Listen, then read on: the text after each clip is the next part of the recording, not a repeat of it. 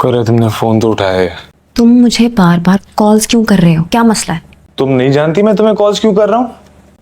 मेरी बात सुनो, मैं तुम्हारे सारे पैसे दे चुकी हूँ, समझे? तो मत बोलो तुम। जितनी पेमेंट की बात हुई थी उसका आधा भी नहीं दिया तुमने अभी तक। हाँ तो इस बार मैंने तुमसे इतनी मदद भी तो नहीं ली। Mahvish please try to understand. मेरी अम्मी हॉस्पिटल में है, मुझे उनके ऑपरेशन के लिए अर्जेंट पैसे चाहिए। उनका बाईपास है, काफी क्रिटिकल कंडीशन में है। प्लीज ट्राई टू अंडरस्टैंड और मेरे पैसे दे दो। वो गॉड से जॉन, मैं थक गई हूँ ये बात सुन सुन के।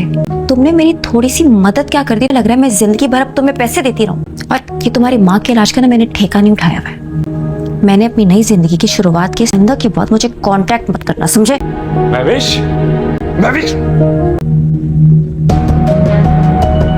इस तरह तुम्हारे दावे भी खोखले। ये है तुम्हारी औकात। तुम्हारी ना कुछ भुलाने देते हैं और ना जिंदगी में आगे बढ़ने देते हैं। कुछ बुरे ख्वाब हमेशा के लिए याद रह जाते हैं। और मानूर अपनी मर्जी से गई है। वक्त एक बहन को अपने भाई की जरूरत हो सकती है। विश को इस बात का यकीन दिलाना बहुत जरूरी था कि मुझे इसकी बात पर यकीन आ गया है। ये तुम नहीं हो जैन। तुम्हारा ये बदला हुआ रवैया। मानूर भी तुम्हारी बहन है। इस करके मुझे रिहा कर दो। चलती चलती हुई एहसासों से नफरत हो गई है मुझे। ये गंदा खेल महविश ने शुरू किया था ना, इसे खत्म मैं करूंगा। महनूर को जब से ये पता चला है कि महविश और दानिश का निकाह हो चुका है, उसे यही लग रहा है कि अब तो उसे ज़िंदगी से कोई रग़बत ही नहीं है।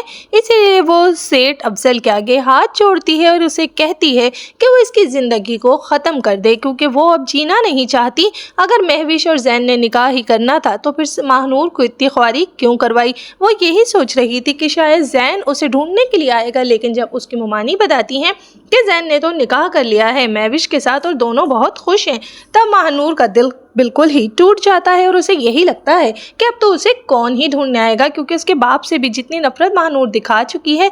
महनूर को यही लग रहा है कि अब सब यही समझेंगे कि वो जानबूझकर वहाँ से भागी है और इसीलिए कोई भी उसे ढूंढने नहीं आएगा। लेकिन वो नहीं जानती है कि जैन उससे इस कदर टूट के मोहब्बत करता है कि उसके लिए महविश को ट्रैप कर रहा है, क्योंकि जैन को लगता है कि इस बार भी महनूर की किडनैपिंग में किसी और का नहीं बल्कि महविश का हाथ है। इसीलिए वो जानबूझ के महविश के साथ अच्छा बिहेव कर रहा है।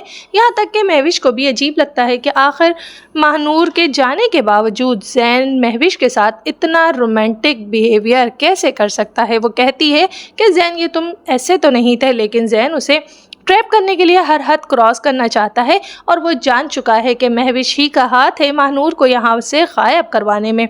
महनूर को जब नहीं मिलती है कोई भी जगह तो वो भागने की कोशिश करती है, लेकिन सेठ अफजल भी बड़ा चालाक आदमी है। उसने सोच लिया है कि महनूर के पर ही काट देगा, इसीलिए उसने महनूर को बता दिया है कि महविश और जैन का निकाह हो चुका है, इसलिए अब वो भी सेठ अफजल से चुपचाप निकाह कर ले। लेकिन महनूर अभी तो इस सब के लिए राज़ी नहीं है, लेकिन एक हद पर आकर महनूर को यही लगेगा कि अब उसकी ज़िंदगी का भी क्या ही मकसद रह गया है। उधर जॉन की कॉल आती है जब महविश को, तो वो उससे पैसे मांगता है, लेकिन महविश उसे पैसे देने से साफ इनकार कर देती है और इस बातों से यही लग रहा है कि इस बार महनूर की किडनैपिंग में जैन के जैसे जैन की सोच है कि महविश का हाथ है, महविश का हाथ नहीं है।